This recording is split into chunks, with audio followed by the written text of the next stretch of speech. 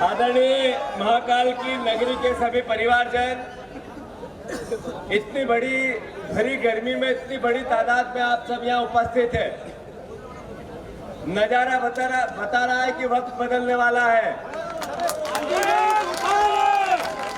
आप लोग भगवान महाकाल का आशीर्वाद पूरी दुनिया से लोग इस पवित्र नगरी उज्जैन में लेने आते हैं। याद है मुझे, जब आदरणीय नरेंद्र मोदी जी 2014 में चुनाव लड़ने की तैयारी कर रहे थे, तब उनके जो शब्द थे वो शायद आप लोग भूल नहीं जाए, इसलिए मैं याद दिलाना चाहता हूं। जो मंच पर आदरणीय सचिन पायलट जी है, आदरणीय अरुण यादव जी है, आदरणीय विवेक तनखा जी है और सम्मानित पूरा हमारा जो मंच है, ये सब परिवार के लिए एक बार जोरदार आप तालियों से इनका स्वागत करें।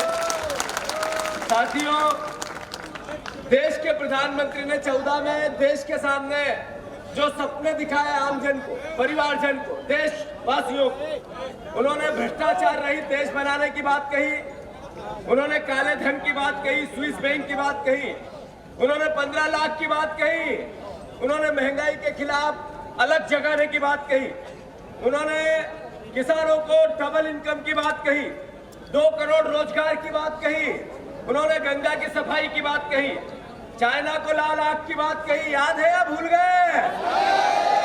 उन्होंने कहा $5 ट्रिलियन की अर्थव्यवस्था बनाऊंगा। उन्होंने कहा 100 स्मार्ट सिटी बनाऊंगा जिसमें उज्जैन का नाम भी था।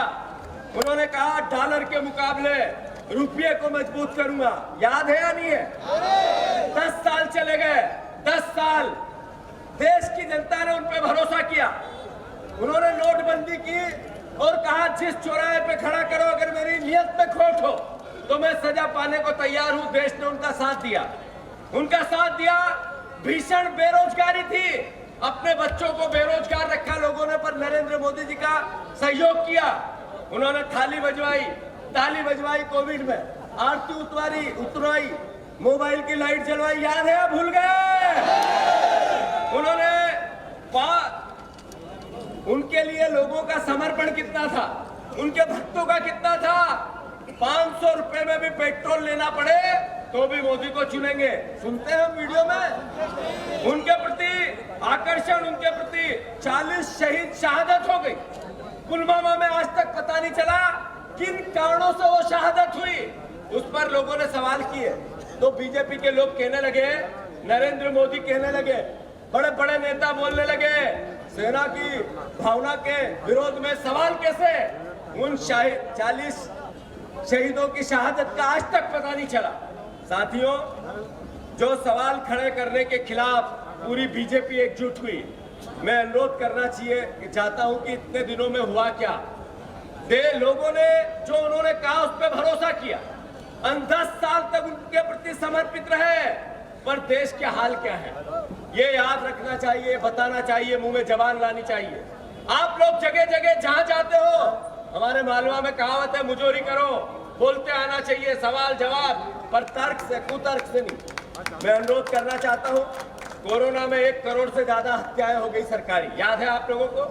कौन सा एक परिवार जिसका रिश्तेदार नहीं गया हो, परिवार का साथी नहीं गया हो, भाई सगा, बहन, बेटी, बेटा, कोई एक न एक मौत हुई है। इसका जिम्मेवार कौन है? यही तो सरकार थी नरेंद्र मोदी की। आपको याद होगा कि 84% किसान आज कर्जदार है। बताओ ईमानदारी से, कितने लोगों ने केसीसी लोन लिया? हाथ ऊंचे करो जा। ये किसानों के हालात है। नरेंद्र मोदी जी, आपके भरोसे 82% बच्चे देश के बेरोजगार हैं। हर घर में एक बेरोजगारी। देश में पहले 25 देशों में भारतवर्ष आ गया, जो सबसे महंगा है खाने पीने में, सबसे महंगा, जिसमें यूरिया खाद की बोरी 50 किलो की थी, जो 400 रुपए में आती थी, आज 40 किलो की है और 1200 रुपए में आती है। एक परिवार जो पेट्रोल था 60 का था, बाबा रामदेव आए दाढ़ी वाले, उन्होंने कहा 30 का करवा दूंगा, कर दिया 100 का। याद है या नहीं है? भूले तो नहीं? अरे 85 रुपए का डॉलर हो गया, 58 का था, अब 85 का हो गया। क्या हालात है 10 साल में? मैं अनुरोध करना चाहता हूं हम लोगों को याद होना चाहिए कि विश्व स्तर पर कर्ज लिए जाते हैं। देश पे 50 लाख करोड़ का कर्जा था, अब देश पे 255 लाख करोड़ का कर्जा है नरेंद्र मोदी के 10 साल में। याद रखो इन बातों को। 80 करोड़ लोग रोज मुंह भर भर के भाषण देते हैं नरेंद्र मोदी। पूरी बीजेपी, यहाँ के लोग, मोहन यादव मुख्यमंत्री भी, वो कहते हैं हम 80 करोड़ लोगों को राशन देते हैं। मतलब 80 करोड़ लोग आपने गरीब बनाए। सही है कि गलत? फक्र महसूस होता है इनको फ्री का राशन देने में। 100 भ्रष्टाचार के खिलाफ लड़ाई थी नरेंद्र मोदी जी की। भ्रष्टाचार के खिलाफ लड़ाई में हुआ क्या कि 141 लोगों पर ईडी और सीबीआई का केस चला। 141 पर, उसमें 121 लोगों ने बीजेपी ज्वाइन कर ली। और उसी में से आज एक महाराष्ट्र के नेता थे शरद पवार के भतीजे, उनकी बहू को क्लीन चिट कैली दे दी कि जा 8000 करोड़ के घोटाले से तुझे क्षमा कर दिया। यह है नरेंद्र मोदी की नियत, जिसका वो भरोसा देश को दे रहे थे। साथियों, इस 10 साल में क्या हुआ? देश की 17 सरकारें गिराई गई, 500 विधायक खरीद फरोख्त हुए, 200 सांसद इधर उधर हुए, दल बदल हुए। काला धन नरेंद्र मोदी कहते थे अच्छे दिन, तो उधर से आवाज आती थी आएंगे, याद है? भूल गए। काला धन स्विस बैंक से आना था, गांधी परिवार का था, 15-15 लाख उसी से मिलने थे। स्विस बैंक की लिस्ट नहीं आई, एसबीआई की लिस्ट आ गई। देखी ना आप लोगों ने? अरे देखी कि नहीं देखी? जिसमें कोविड, जब लोग अपने आप को समर्पित कर रहे थे, सब देना चाहते थे, तब भी नरेंद्र मोदी ने पूनावाला से 50 करोड़ रुपया भारतीय जनता पार्टी में डलवाया। अरे नरेंद्र मोदी काले धन की बात करते थे। एक कंपनी जिसकी कुल इनकम 181 करोड़, उस 181 करोड़ की कंपनी ने नरेंद्र मोदी जी और बीजेपी को 1100 करोड़ चंदा दे दिया। ये काला धन नहीं है तो क्या है? अरे 40 लोगों पे रिश्वत, ईडी सीबीआई की कार्रवाई हुई। अपने मध्य प्रदेश का भी एक शराब माफिया था, 34 करोड़ में जमानत हुई, उसने भी बीजेपी के खाते में 34 करोड़ रुपए डाल दिए बॉन्ड में। 500 करोड़ रुपए बीजेपी के हिसाब में नहीं मिले। कहां से आए 500 करोड़? तो कहा हमारे ऑफिस के सामने कोई फेंक गया था, उससे आए। ये काला धन नहीं है तो क्या है? ये रिश्वत नहीं है तो क्या है? ये ब्लैक मनी नहीं है तो क्या है? देश ने भरोसा किया नरेंद्र मोदी जी पर। मिजोरम में बहनें नंगी घुमाई जा रही है, उनके साथ चीरहरण हो रहा है। ये देश बनाया नरेंद्र मोदी जी ने। मैं अनुरोध करना चाहता हूं, सूरत, याद रखना है, बात बहुत गंभीर है। देश कैसा बनाना चाहती है भारतीय जनता पार्टी और नरेंद्र मोदी? सूरत एक शहर है गुजरात में, वहां सांसद निर्विरोध हो गया। ये भैया झंडा थोड़ा पीछे करना, निर्विरोध हो गया। उस सांसद ने, सारे प्रत्याशी थे, उनसे नामांकन वापस ले लिया। वो निर्विरोध हो गया। बीजेपी ने कहा एक का खाता खुला।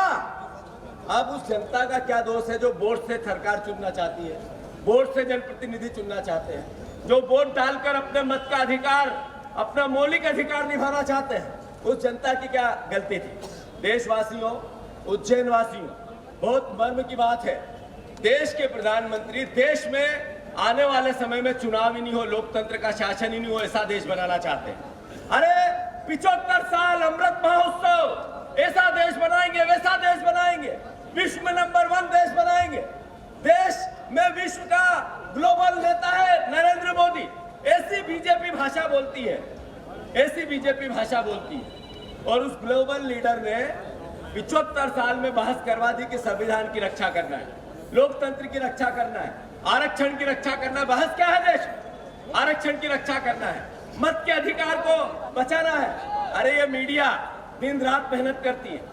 लोकतंत्र को जिंदा रखने की सबसे बड़ी जिम्मेवारी विपक्ष के साथ साथ, जनता के साथ साथ मीडिया पर भी है। इन पर गोदी मीडिया, मोदी मीडिया आरोप लगते हैं। मोदी मीडिया, गोदी मीडिया का आरोप अच्छा नहीं लगता है, लगाना कांग्रेस को भी अच्छा नहीं लगता है, विपक्ष को भी नहीं लगता है।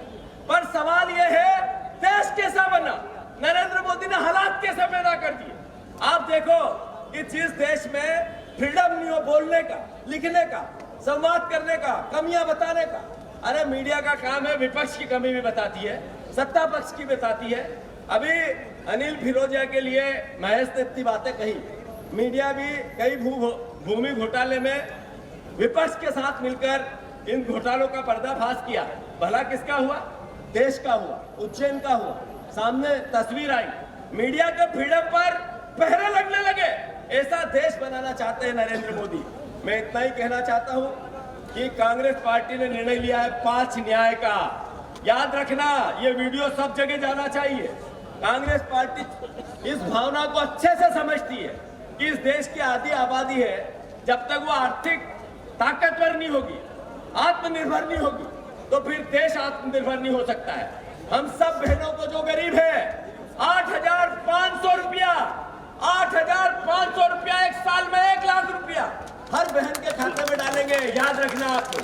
मैं अनुरोध करना चाहता हूं, जो पढ़ा लिखा युवा है, जो ग्रेजुएट कर लिया है, जिसने ये कहा कि मेरे को नौकरी से पहले स्किल चाहिए, मैं काम धंधा करना चाहता हूं, उसके लिए भी कांग्रेस पार्टी, राहुल गांधी जी ने 5 न्याय की बात पे एक न्याय, युवा न्याय, 1 लाख रुपया, 8,500 रुपया हर भाई के खाते में डालेंगे। जितने यहाँ किसान बैठे हैं, घर घर जाके बोलो, बीजेपी वालों को भी बताओ कि कांग्रेस पार्टी ने फिर निर्णय लिया है, किसान क्रेडिट कार्ड फिर से माफ होंगे, ऋण माफी होगी।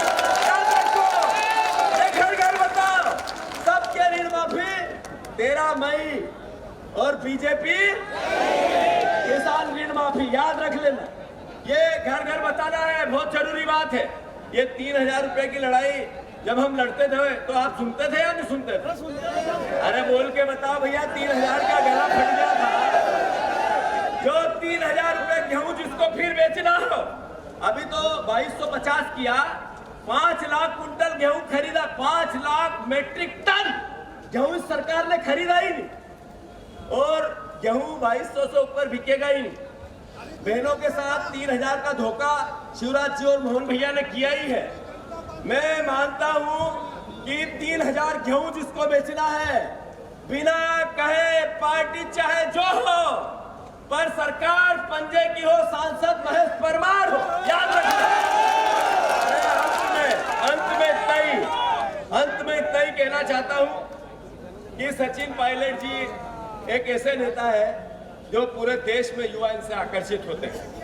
ये जब जिस विधानसभा या लोकसभा में जाते हैं तो 100% वो सांसद या विधायक बनता है। महेश उसका उदाहरण है। आज वो हमसे बात करने, इनके पिताजी, जिनकी अरुण भैया ने जिक्र किया अभी, वो किसानों के नेता थे। वो किसान के सर्वहारा वर्ग की लड़ाई लड़ते थे, और कोई पार्टी का व्यक्ति हो उनके लिए पॉजिटिव रहता था, अच्छे इंसान के रूप में उनकी गिनती। अभी नितिन गडकरी के लोग कहते हैं यार बीजेपी का है तो भी आदमी भला है, कहते हैं नहीं कहते? ऐसे ही सचिन पायलट जी के पिताजी आदरणीय पायलट साहब के लिए भी कहते थे।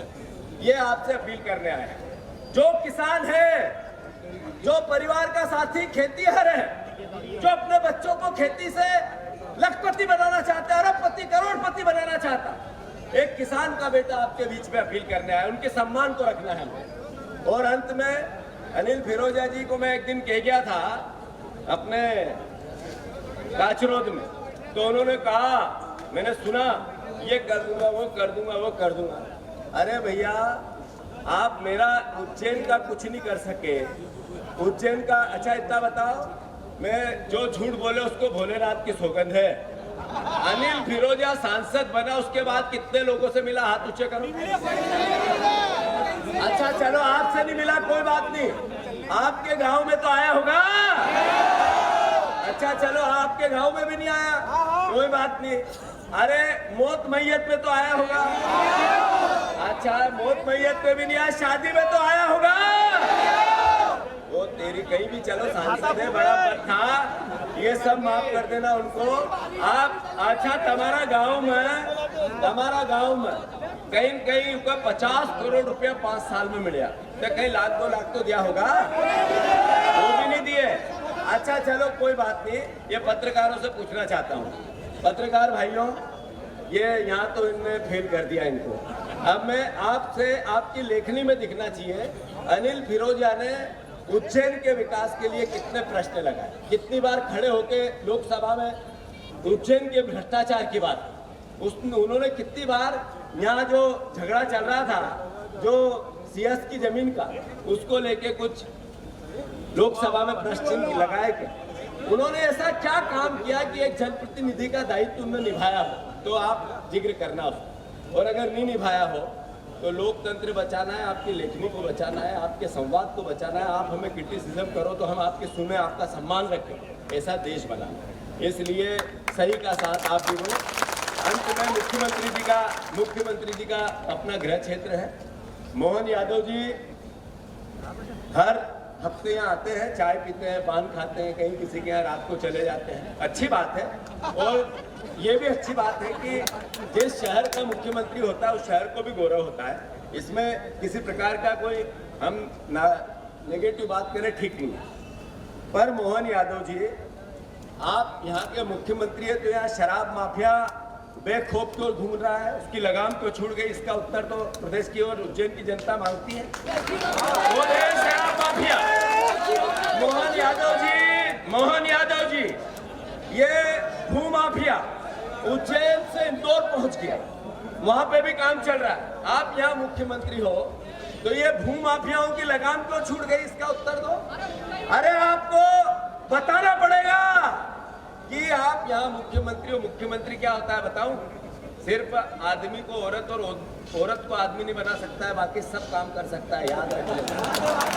अरे एक लाइन महाकाल के भ्रष्टाचार की अगर मुख्यमंत्री जांच की लिख दे तो कल हो जाए जिसकी मूर्तियां उड़ी थी हमारे महाकाल लोग।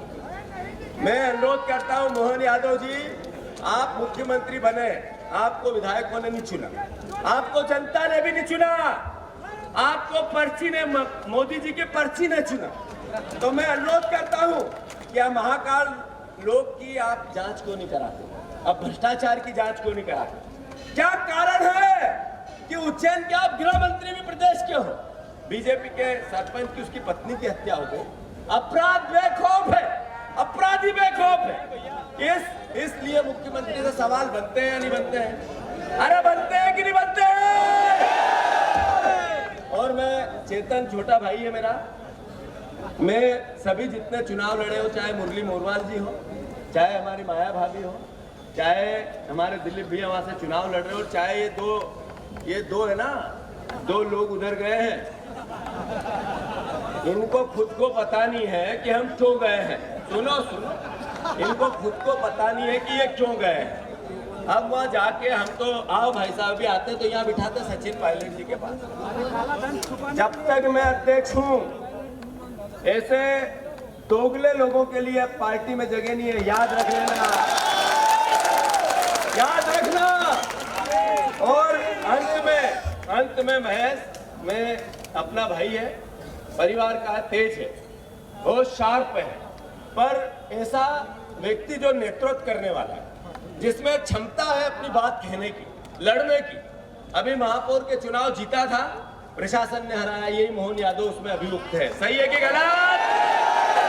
अगर महापौर के चुनाव का बदला लेना हो, उज्जैन के विकास में चार लगाना हो, अगर इस प्रदेश की, उज्जैन की इस महाकाल की नगरी को भ्रष्टाचार रहित बनाना हो, विकास सहित बनाना हो, तो फिर महेश परमार से अच्छा कैंडिडेट नहीं हो सकता।